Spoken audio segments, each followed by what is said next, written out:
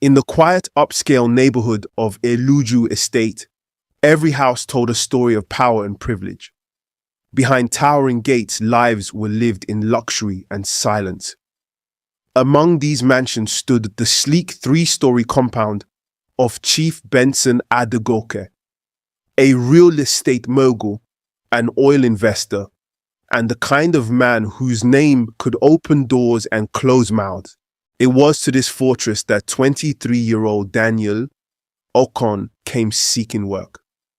Fresh from Akwa Ibom, lean from years of farm labor, with sharp cheekbones, a quiet demeanor, and the kind of looks that made even disinterested women take second glances. He was hired on the spot by the chief's manager as a gateman. Simple job. Open and close the gate. Be seen and not heard. But Daniel had eyes, he had ears, and very quickly he learned that not everything inside the Adegoke mansion was as beautiful as the exterior. She was called Madame Clara, the chief's third wife, and by far the youngest. She couldn't have been more than 30, with skin like burnished caramel and a body that turned heads even inside the estate's church. She drove a Range Rover and always came back home wearing either a frown or dark glasses.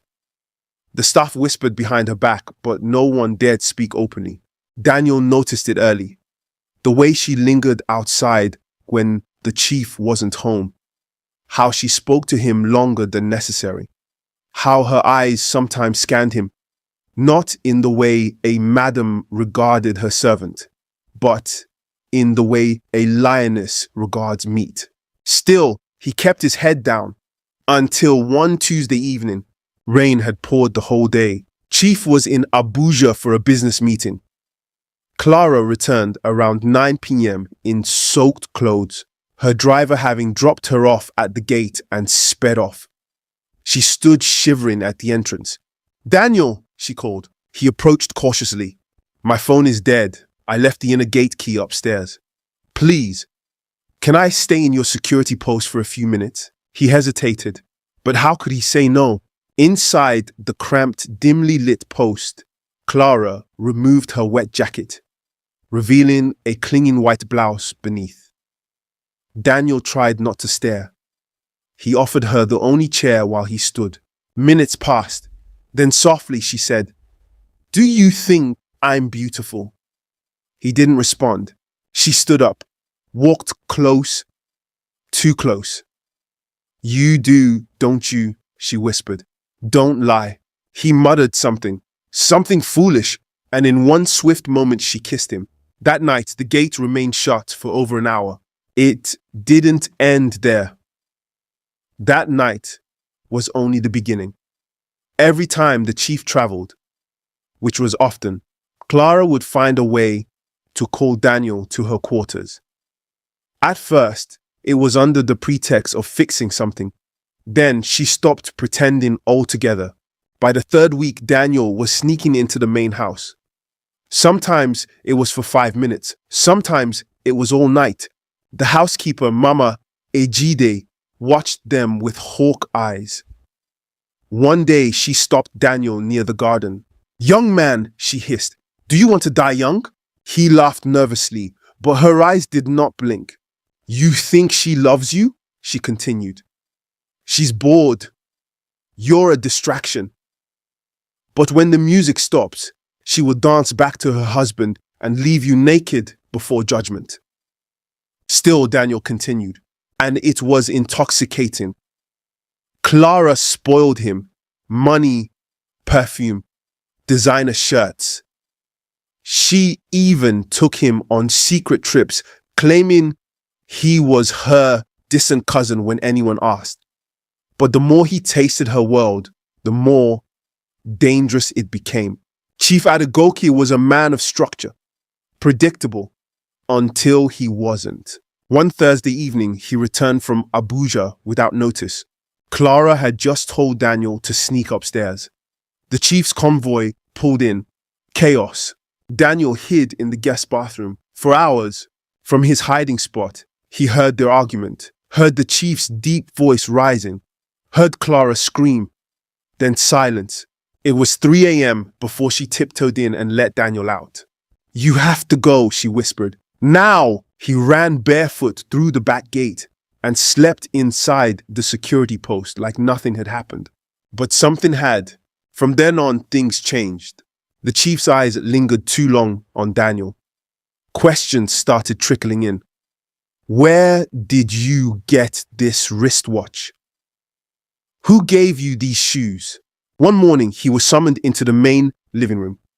Chief sat there in a white kaftan, gold ring glinting, cigar in hand. "Young man," he began, "how long have you worked here?" 7 months, sir." "Do you have respect?" "Yes, sir." "Then let me give you a piece of advice. Don't ever think you are invisible." Daniel bowed. His palms were sweating. From that day, he knew the chief suspected. But Clara? She grew reckless. They met in daylight now, kissed in the kitchen, sent bold text. It was madness. And Mama, Egide, always watching, whispered again one day, "I warned you." The snake always sheds its skin, but never its fangs. The trap was simple. Chief announced a weekend trip to Port Harcourt. Clara smiled, invited Daniel upstairs the same night. But this time, the door didn't stay closed. The chief was not in Port Harcourt.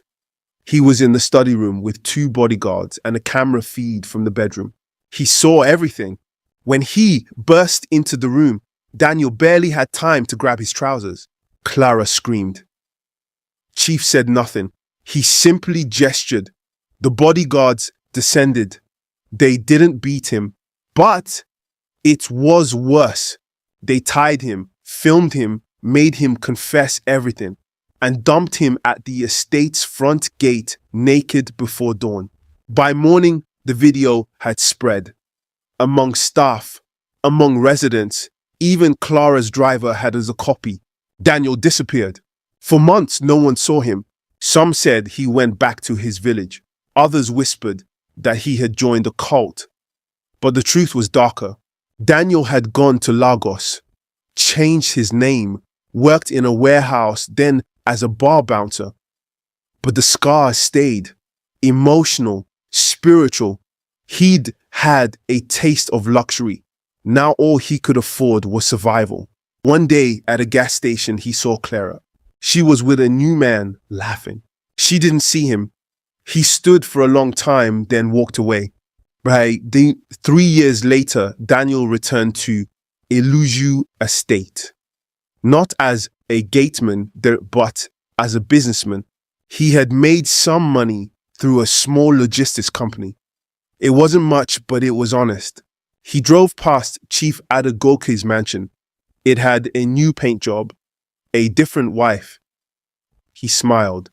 He stopped at a small kiosk, bought a bottle of malt and sipped.